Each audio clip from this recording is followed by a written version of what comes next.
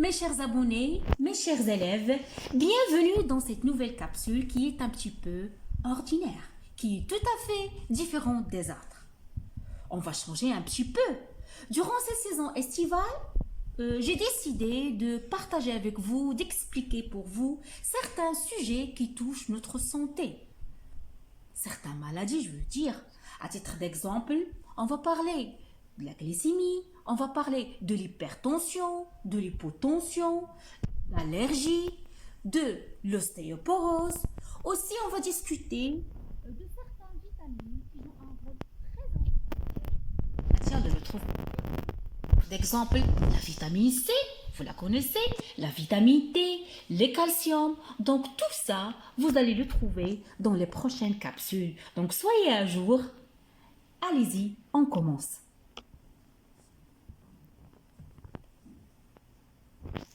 Chers étudiants, on se pose la question, une simple question. C'est quoi l'ostéoporose? Lorsque vous entendez ce terme pour la première fois, ça va venir dans la tête le mot les os. Oui, effectivement, l'ostéoporose, elle est caractérisée, c'est une maladie qui est caractérisée par une perte de la résistance des os, qui prédispose aux fractures. Dans la plupart des cas, les os se fragilisent. Il devient fragile. En raison d'un manque de quoi? On manque de calcium, on manque de phosphore et on manque d'autres minéraux. L'ostéoporose, mes chers étudiants, mes chers abonnés, il rend les os les plus poreux, plus susceptibles de se fracturer lors d'une chute banale. Parce que il suffit d'une chute banale, en un temps normal, on aura des fractures. Précisons aussi qu'il ne s'agit pas, à vrai dire, j'ai dit maintenant une maladie, mais il ne s'agit pas d'une vraie maladie, d'une vraie pathologie, mais je peux dire d'un processus naturel qui est lié le plus souvent au vieillissement. Retenez ça. L'ostéoporose, elle est liée au vieillissement. Voilà une autre définition que j'ai cherchée, que j'ai trouvée pour vous. L'ostéoporose, c'est une maladie du squelette, oui, on parle de notre squelette, principalement liée au vieillissement. Regardez, là, ils ont répété le mot vieillissement. Elle est caractérisée par quoi? Par une baisse généralisée et progressive de la quantité du tissu osseux. C'est-à-dire, au fur et à mesure qu'on vieillit, au fur et à mesure que notre corps grandit, on note une diminution, on note une baisse progressive de la quantité de notre tissu osseux. Le terme scientifique que je peux utiliser dans ce cas-là, la déminéralisation osseuse, ou bien je peux dire une détérioration de sa structure interne, c'est-à-dire la structure interne des os. Quels sont les symptômes de l'ostéoporose? Sachez bien que l'ostéoporose, c'est une maladie silencieuse. Le calme total. Le silence. Dont les signes sont, d'après la Société française de rhumatologie, qu'est-ce qu'on ressent, mes chers étudiants? Des douleurs. Oui, des douleurs qui sont liées aux fractures ou bien on peut ressentir aussi une perte de taille supérieure à 4 cm, souvent liée à une fracture vertébrale passée inaperçue. Donc, retenez, les symptômes de l'ostéoporose, c'est la douleur et la perte de taille des os. Passons maintenant à la troisième question. La troisième question, quelles sont les causes de l'ostéoporose? Quelles sont les causes?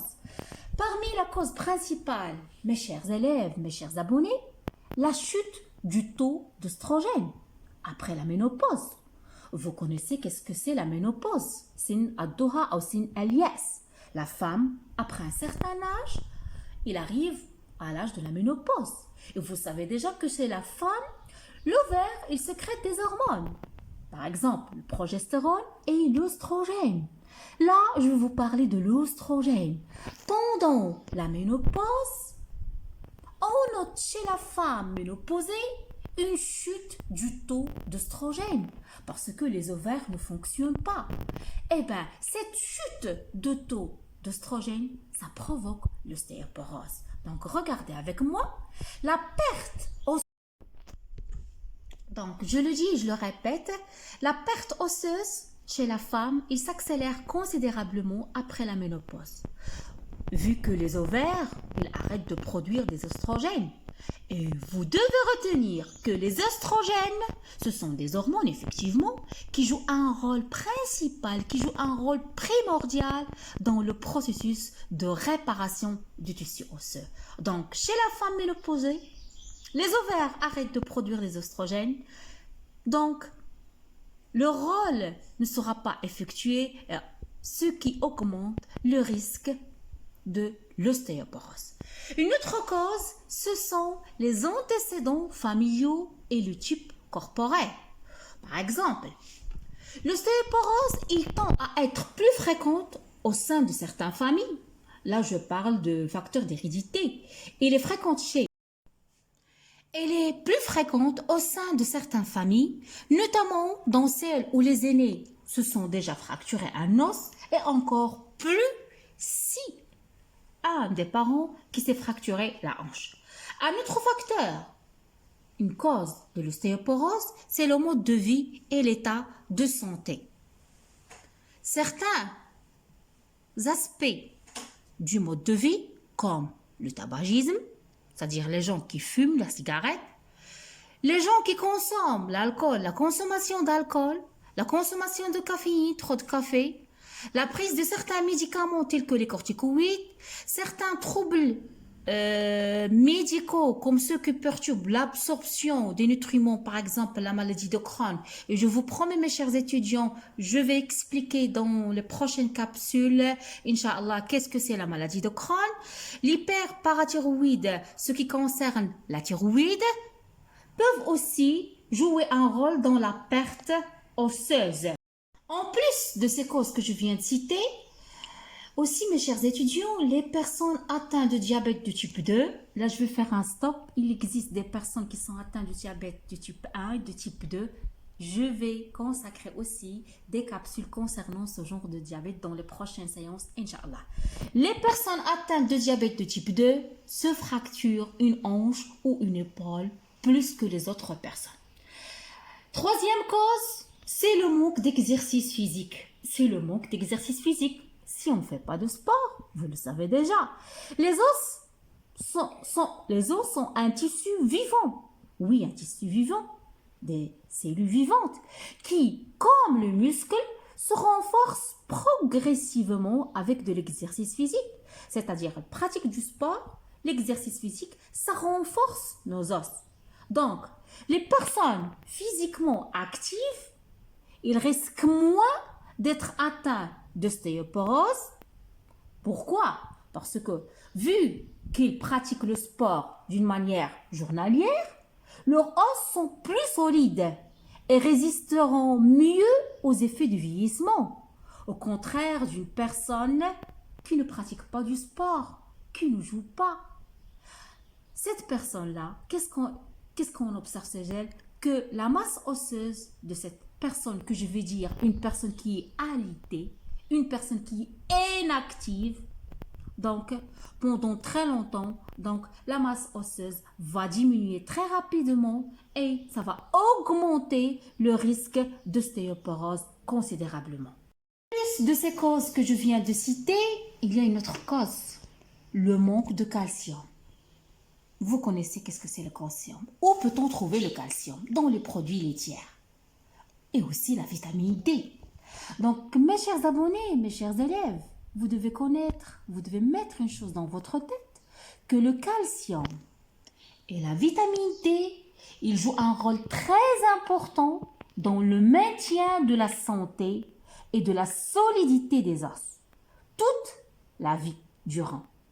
Et donc, dans la prévention de l'ostéoporose.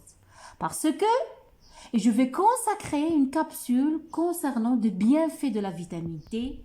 Cette vitamine vraiment magique qui aide notre corps à absorber plus de calcium. Je vais clôturer mon intervention par une question. Quel spécialiste pour l'ostéoporose? On a posé plusieurs questions. J'ai donné la réponse. On vient de définir qu'est-ce que c'est l'ostéoporose. On a donné aussi quels sont les symptômes de l'ostéoporose, quelles sont les causes de l'ostéoporose. Je vais terminer cette partie-là, cette première partie, par une petite question. Qu'appelle-t-on le spécialiste pour l'ostéoporose? Eh bien, la réponse est simple. C'est le rhumatologue. Notez bien ça.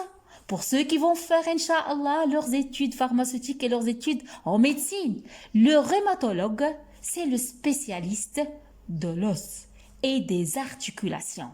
Il peut prendre en charge l'ostéoporose pour faire notre bilan, pour évaluer le risque de fracture et pour traiter l'ostéoporose. Donc, ma capsule touche à sa fin. J'espère que ces 4 idées que j'ai partagées avec vous, qu'est-ce que c'est l'ostéoporose? Quels sont les symptômes de l'ostéoporose? Quelles sont les causes de l'ostéoporose? Quel est le spécialiste pour l'ostéoporose? Vous avez bien compris toutes ces notions-là. Je vous donne rendez-vous à une autre capsule, à la deuxième partie, pour trouver quoi? Les solutions. Comment peut-on guérir de l'ostéoporose? Quelles sont les choses qu'on doit faire, qu'on ne doit pas faire? D'ici là, je vous dis, je vous adore. Abonnez-vous à ma chaîne, laissez-moi des commentaires et des likes. À la prochaine.